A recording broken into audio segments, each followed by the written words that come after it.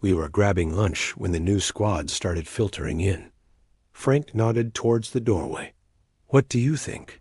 he asked. I watched them for a moment. "Two possibilities," I said. "Either they're replacing the units we lost, or we're gearing up for something big.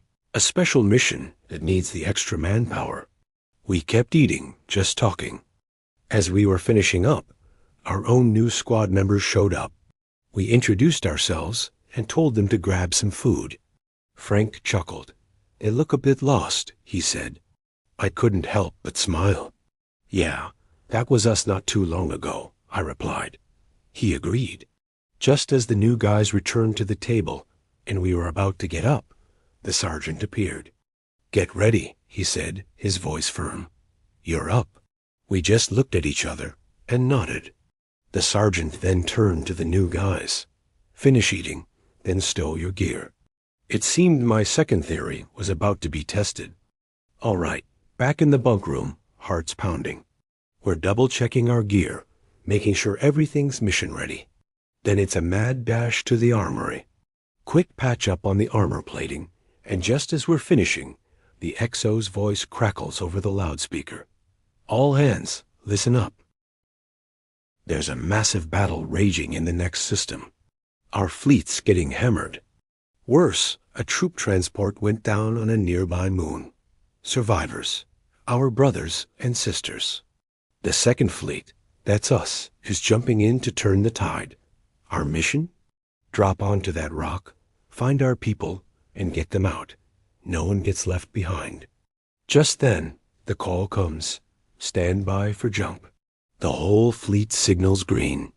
One by one, we rip through space and slam right into the chaos. We suit up, sprint to the dropships, and strap in. The ship groans and shakes around us, a symphony of destruction. We can't see the battle, but we can feel it. Every impact, every explosion. We're in the thick of it now. The air was thick with tension. It was only our second battle together, and you could feel the nerves crackling. Frank and Andrea were getting restless. "What are we waiting for?" Andrea hissed, her knuckles white on her rifle. Frank just nodded, staring at the ramp. "Why haven't we launched?" The sergeant shot them a look. "Calm down. We're maneuvering closer to the moon. We go soon." Just then, the rear ramp slammed shut, and the whole deck lurched. We were moving. "See?" I nudged Frank. "There we go." We shuffled onto the exterior pylons, locking into place. Suddenly, we were exposed, feeling every jolt and shudder as the mothership dodged enemy fire. A voice crackled over the comms, reporting other dropships were getting stuck on their pylons. The sergeant's face hardened. "Pilot, launch. Damn it." There was a sharp jolt, a stomach-lurching drop, and then we were falling, hurtling towards the moon's surface as explosions echoed behind us. The descent was pure chaos. Voices crackled over the radio, dropship pilots shouting, and then ...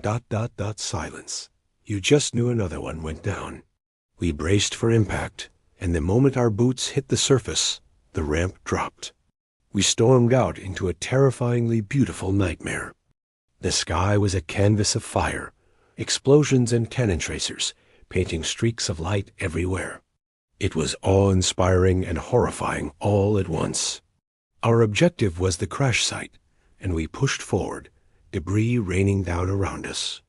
The low gravity made every step a struggle, a weird, floaty run towards the downed craft. Finally, we reached it. The sergeant yelled orders. "Connect the oxygen." Pop the door. Two of us scrambled with the cylinder while the rest of us swarmed the hatch, our lives and the lives of anyone inside hanging in the balance. I turned my head, scanning the horizon. Only half of them made it. We launched 60 drop ships, but only 30 scarred metal hulls now dotted this alien landscape. "Sergeant," I asked, my voice tight, "how many people are on this transport?" He didn't even look at me, his eyes fixed on the chaos above. "Over 1,000, he replied, his voice grim. 1,000 souls. My mind reeled. How could we possibly evacuate that many people through the hellstorm of anti-air fire raining down on us? Keep working, the sergeant barked, snapping me out of my stupor. Right. Focus. We finally pried the exterior door open. The sergeant pointed at 2 techs. Get inside. As soon as they were through, he slammed the door shut and sealed it. What are you doing? Frank yelled.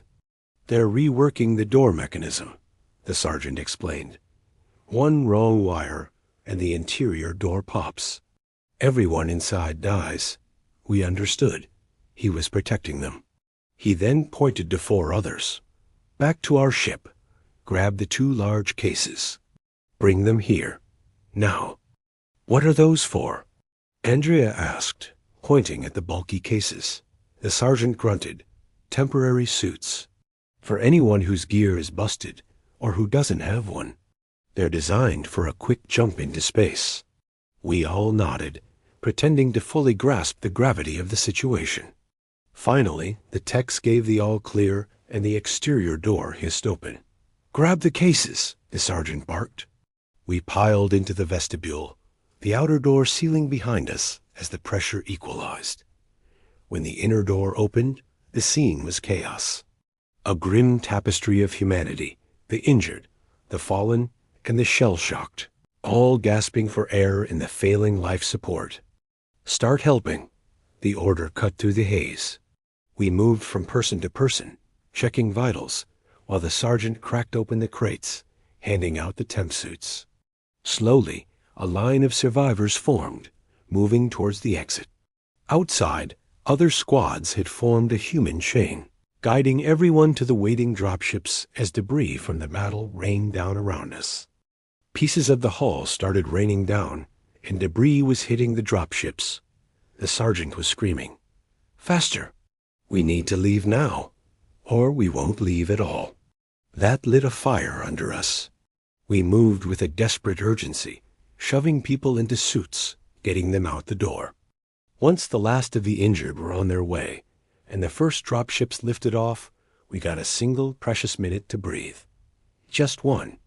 Then the next wave descended. Time to move the uninjured. We packed them in, sent them skyward, and watched them go. The sergeant turned to us, his face grim. Now the dead, he said. Suit them up. Then we're out. We worked in silence, preparing our fallen comrades. As the sergeant did one last sweep, the radio crackled to life. Inbound dropships. We carried our silent brothers out onto the surface, watching the rescue approach as we waited for our turn to finally leave.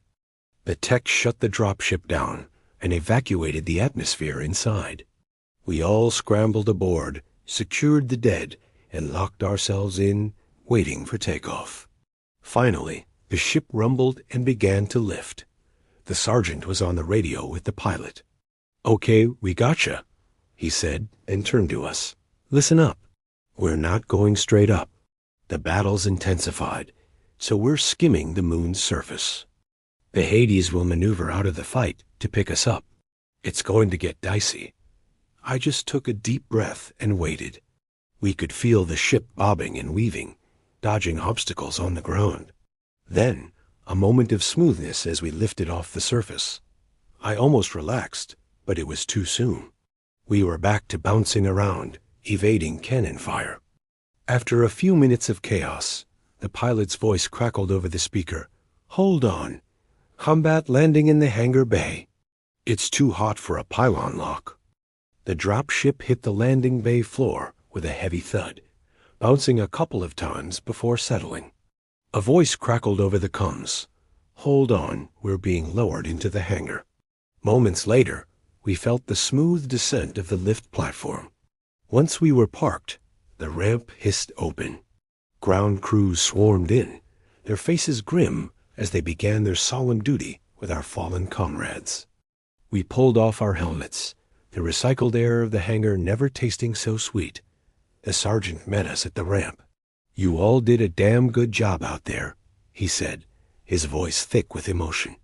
We just nodded, too drained to speak, and headed for the armory. After shedding our heavy armor, We made our way back to the bunk room.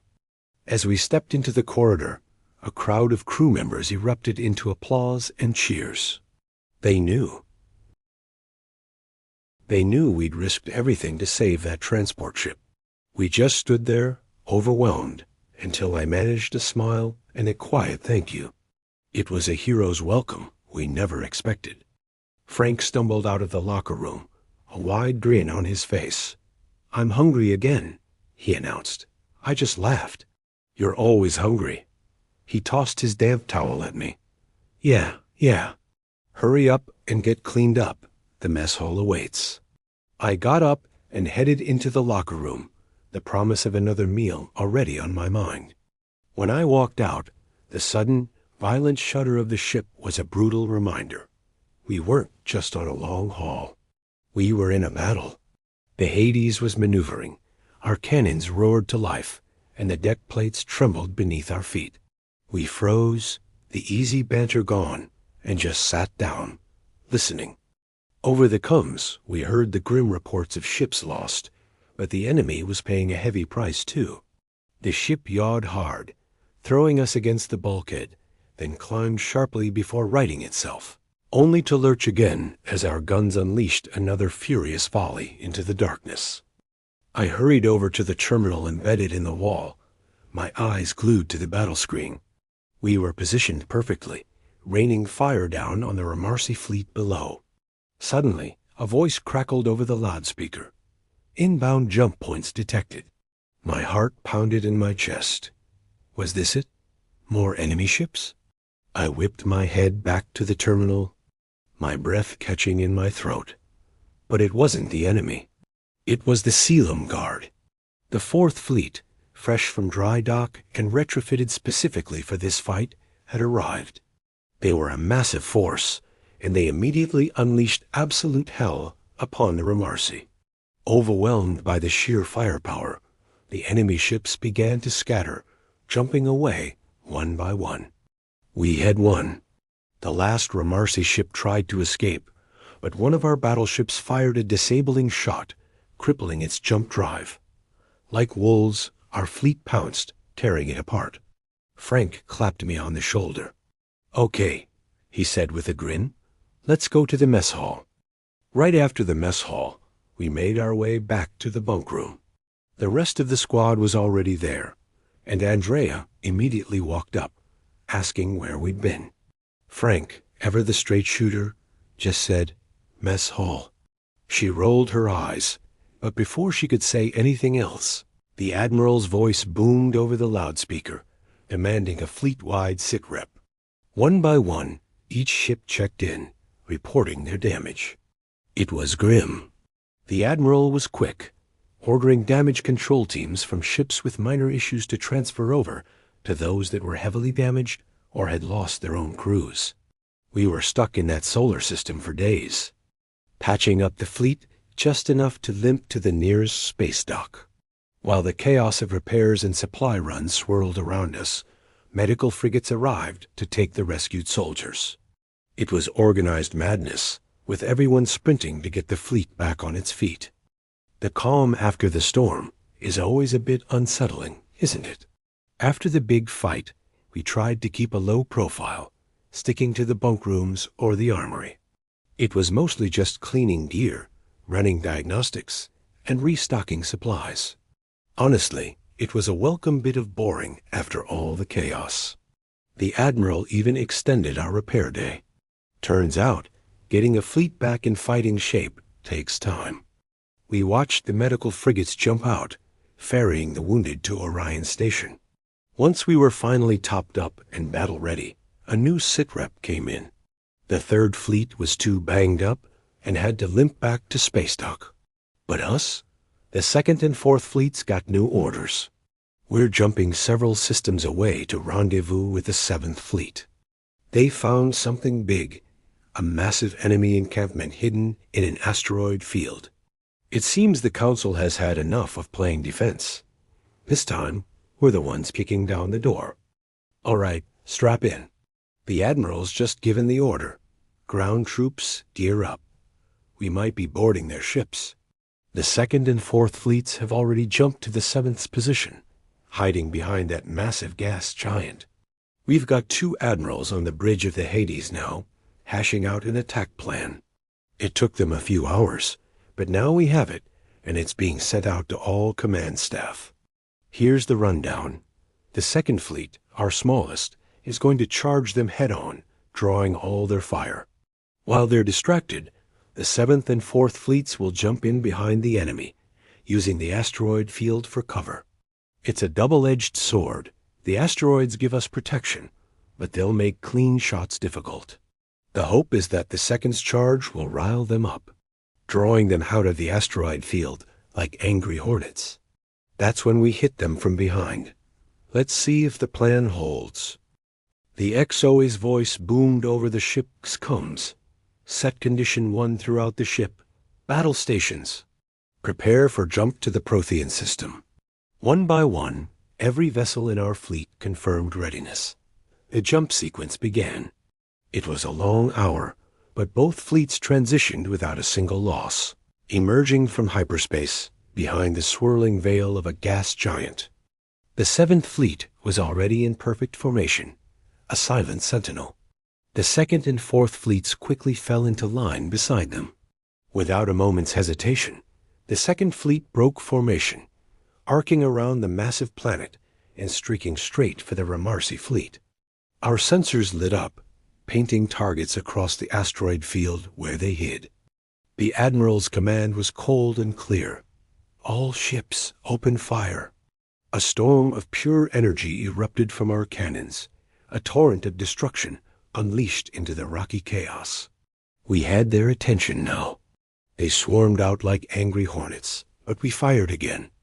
A coordinated volley that turned several of their ships into expanding fireballs. Then it was their turn. The void lit up as their weapons answered ours, and our world became a symphony of explosions and shuddering impacts. All ships open fire. The Admiral's voice boomed through the comms. Instantly, our fleet unleashed hell into the asteroid field. Beams of light sliced through the void, some finding their mark, others vaporizing asteroids into dust. We got their attention. They swarmed out, a terrifying wave of alien ships hurtling towards us. We fired another massive volley, and more of their vessels erupted into silent, fiery blossoms. Then they returned fire. An impact rocked the Hades, the whole ship groaning in protest, but we held our course, guns still blazing. Seventh and fourth fleets, execute jump. The Admiral commanded. Our reinforcements materialized on the far side of the asteroid belt, weaving through the rocky debris to flank the enemy. They opened fire, catching the Ramarsi completely by surprise. It was chaos. Some of their ships panicked, trying to jump away, only to explode in blinding flashes of energy. This was a new tactic, and they were not ready for it. The rest of the fleet just charged forward, a last stand for our guys. But with the combined power of 3 fleets, we sliced through them like a hot knife through butter. The remaining enemy ships? They either blew up, or it looked like they just self-destructed, choosing total annihilation over capture. It was exhilarating. We finally landed a massive blow, shattering their morale and boosting ours through the stratosphere. We now know for certain we can hurt them, and we have to keep that pressure on. After the chaos, the XO set the fleet to condition 2, a ready stand. The admirals called for a situation report from every single ship. That was going to take a while.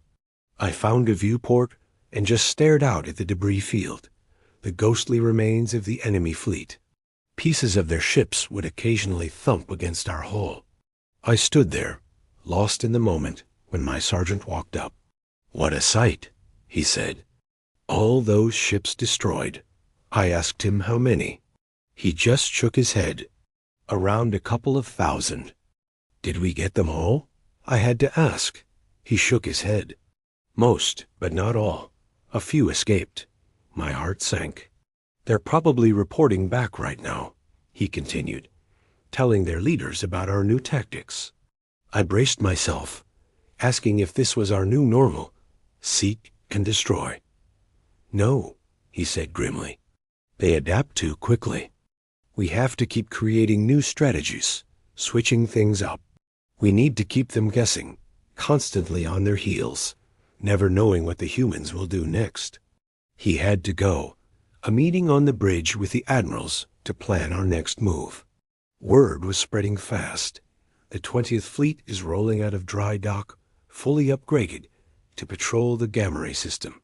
The councils also decided to keep the 2nd and 4th Fleets together, reinforcing them with repaired ships from the 3rd. They're not just fleets anymore. They're becoming a wolf pack. Our strategy is simple but effective. When any fleet in our sector spots the Remorsi, the wolf pack jumps in. We'll overwhelm them with sheer numbers and firepower. The goal is to start dismantling their fleet, ship by ship. Word is we're also getting more troop transports, each carrying 10,000 soldiers. This whispers of ground campaigns, but for now, it's just talk. Staring out the viewport, I watched the debris drift past the asteroid belt, all lit by the brilliant blue glow of distant stars. It's breathtaking out here. Still, my mind drifts back home. It must be almost Halloween, then Thanksgiving right after. I wonder what everyone is doing. My thoughts were cut short by the XO's voice on the loudspeaker. The 32nd Fleet is in a brawl and needs our help. The order came down. Stand by to jump to the Seganine system. All ships reported ready, and just like that, we were on our way to the next fight. Phantom static, where the phantoms speak through the static.